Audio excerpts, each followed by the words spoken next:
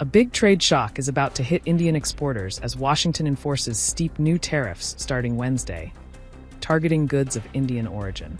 This decision, announced by the U.S. Homeland Security Department, means tariffs on Indian exports will now shoot up to as high as 50%, among the steepest imposed by the United States. The White House says this move is punishment for India's rising purchases of Russian oil, which now make up 42% of India's total imports, up from less than 1% before the Ukraine war. U.S. Treasury Secretary Scott Bessent and trade officials accused India of indirectly funding Russia's war effort through these purchases, calling it unacceptable. According to the Homeland Security Notice, the new duties apply to all goods entering the U.S. for consumption from 12:01 a.m. Eastern Time, Wednesday. That's 9:31 a.m. IST. The announcement sent immediate ripples across markets.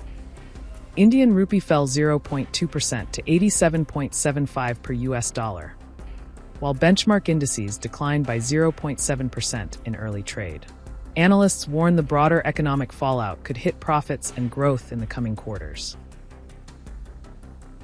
Exporter groups estimate the new tariffs could affect over half of India's $87 billion worth of exports to the US, especially in textiles, leather, marine products, and processed foods.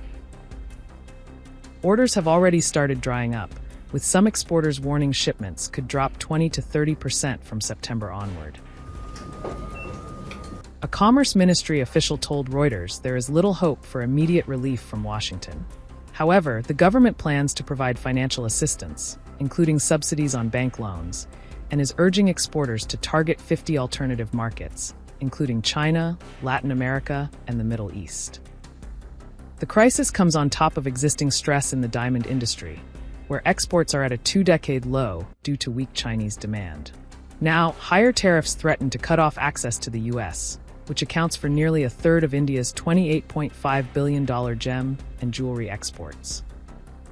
Analysts at Capital Economics estimate the full impact of these tariffs could shave off 0.8 percentage points from India's GDP growth this year and next. Meanwhile, trade talks have stalled, despite earlier optimism of capping tariffs at 15%. The breakdown is being blamed on political miscalculations and missed signals between the two sides.